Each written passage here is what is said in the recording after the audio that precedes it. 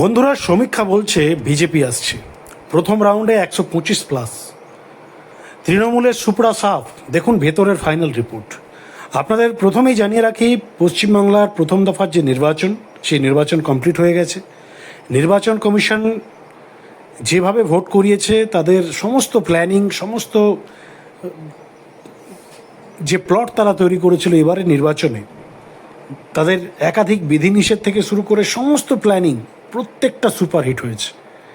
তৃণমূল কংগ্রেস, সত্যি কথা বলতে তৃণমূল কংগ্রেস কেন, রাজ্যের এভরি রাজনৈতিক দল, সিপিএম থেকে শুরু করে কংগ্রেস থেকে শুরু করে আপনার প্রত্যেকটা রাজনৈতিক দলের যারা প্রতিনিধি, তৃণমূল বাদ দিয়ে প্রত্যেকেই স্যাটিসফাইড, হ্যাপি, এবং প্রত্যেকের মুখে একটাই কথা যে এবারে নির্বাচনে আমরা হ্যাপি হয়েছি, আমরা খুশি, নির্বাচন কমিশন সঠিক কাজ করেছে। কিছু বিক্ষিপ্ত ঘটনা ঘটেছে, দেখুন সেগুলো অস্বীকার করার কোনো জায়গা নেই, তার কারণ এত বছরের জঙ্গলরাজ পশ্চিমবঙ্গের নির্বাচন, লাস্ট 5 ইয়ার্স, 10 ইয়ার্স, 15 বছর, 20 বছর, 25 বছর, আপনারা যত পেছনে যাবেন, এই হিংসার যে vote, after election, before election এবং ইলেকশন ডে, যেদিন ভোট হয় সেদিন তো অবস্থা আরও খারাপ হয়ে যায়। এত বছরের ইতিহাস, সেই ইতিহাসটাকে এক ধাক্কায় জিরোতে নিয়ে আসা, এবং সবথেকে ইম্পর্টেন্ট 90%-এর প্লাস, কোথাও 95%-এর প্লাস ভোট মানুষ বুথে গিয়ে ভোট দিয়েছে। তো এই যে পার্সেন্টেজ, এবং সবথেকে যেটা ইম্পর্টেন্ট বিষয়, এবারে কোনো গুন্ডা বাহিনী, বিশেষ করে শাসক দলের, কোথাও ছাপ্পা, কোথাও বুথলুট, ইভিএম গিয়ে সেখানে বুথলুট করে দিল বা ছাপ্পা দিয়ে, যে ঘটনাগুলো আপনারা এর আগের ইলেকশনে দেখতেন, সে ধরনের ঘটনা কোনো জায়গাতে ঘটেনি। অ্যাটলিস্ট সব থেকে সেফ অ্যান্ড সিকিওর যে কোনো বুথ লুট হয়নি, কোথাও ছাপ্পা পড়েনি। বাইরে র্যাগিং হয়েছে, এটা চলবে, এটা স্বাভাবিক বিষয়। বাড়িতে গিয়ে র্যাগিং করা হয়েছে, ধমক দেওয়া হয়েছে, চমক দেওয়া হয়েছে যে কোথায় ভোট দেবেন আমরা সব জানতে পেরে যাব, সিসিটিভি লাগানো আছে, আধার কার্ড লিঙ্কেজ করা আছে, একাধিক স্টেটমেন্ট ভাইরাল হয়েছে তৃণমূল নেতাদের, কিন্তু ভেতরে কিচ্ছু চলেনি। একটা বিষয় আপনারা সকলেই জানেন, যারা মোটামুটি এডুকেটেড, প্রত্যেকে এই বিষয়টা ক্লিয়ারলি, এই কনসেপ্ট সকলের মাথায় রয়েছে যে ইভিএমে ভোট দেওয়া হলে আপনি কাকে ভোট দিচ্ছেন, কোন দলকে ভোট দিচ্ছেন, জানার কারো উপায় নেই। নির্বাচন কমিশন পর্যন্ত জানতে পারবে না যে আপনি কাকে ভোট দিয়েছেন। তো এই জায়গা থেকে মানুষের বিশ্বাস ভরসা প্রথম দফাতে চলে এসছে বন্ধুরা। জাতীয় নির্বাচন কমিশনের কাছে সেকেন্ড যে দফা রয়েছে 29 তারিখ, সেটাও বড় চ্যালেঞ্জ, এবং আশা করা যায় যেভাবে তারা প্রোটেকশন নিয়েছে, যেভাবে তারা সেফ সিকিউরিটি মেনটেন করেছে, এবং এবারের নির্বাচনে প্রথম দফায় যে কিছু বিক্ষিপ্ত ঘটনা ঘটেছে, সেখানে কোথায় কোথায় তাদের গাফিলতি ছিল, কোথায় কোথায় ডিস্টারবেন্স হয়েছে, আরও কী করলে আরও বেটার করা যেত, সেই জায়গাগুলো তারা এবারে সিকিওর করার চেষ্টা করছে।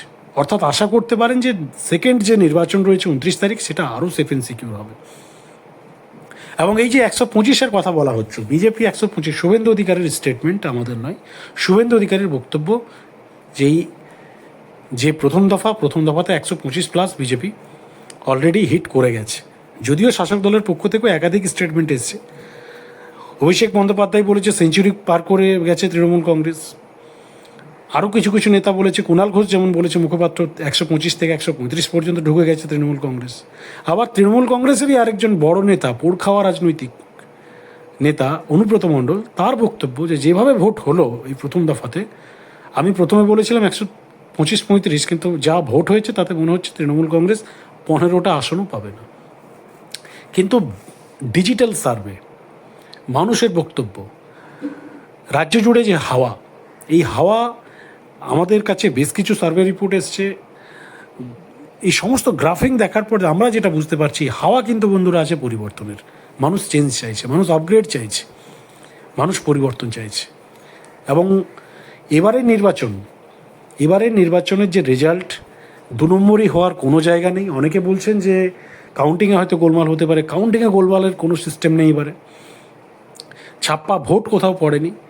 4 তারিখের যে রেজাল্ট আসবে, একটা কথায় মাথা পেতে সবাইকে নিতে হবে, সে শাসক হোক, বিরোধী হোক, বা অন্যান্য রাজনৈতিক দল হোক, যদি তৃণমূল কংগ্রেসই ক্ষমতায় চলে আসে, রিটার্ন, ধরুন তৃণমূল কংগ্রেস 160, 70, 80 সিট পেয়ে তারা সংখ্যাগরিষ্ঠতায় এলো, বা বিজেপি আসুক, যে রাজনৈতিক দলেই আসুক না কেন, একটা কথা পরিষ্কারভাবে মাথা পেতে নিতে হবে যে মানুষের সমর্থনই এসছে, মানুষ চেয়েছে তাকেই। অনেক সময় দেখুন তৃণমূল কংগ্রেস যখনই বিপুল ভোটে জয়ী হয়, অনেক এই ধরনের গল্প আমরা শুনেছি, শোনা যায় যে হয়তো ভোটটাই ফেয়ার হয়নি, হয়তো ছাপ্পা পড়েছে, হয়তো জেনুইন ভোট হয়নি, কিন্তু এবারের ভোট জেনুইন হয়েছে। এবারেও যদি মমতা ব্যানার্জি ক্ষমতায় আসে তাহলে বুঝতে হবে মানুষের সমর্থন মমতা ব্যানার্জির পক্ষেই রয়েছে। কিন্তু যা রিভিউজ দেখতে পাচ্ছি আমরা, যা অ্যাটমসফিয়ার দেখতে পাচ্ছি, তাতে মমতা ব্যানার্জির অবস্থা সত্যি শোচনীয়।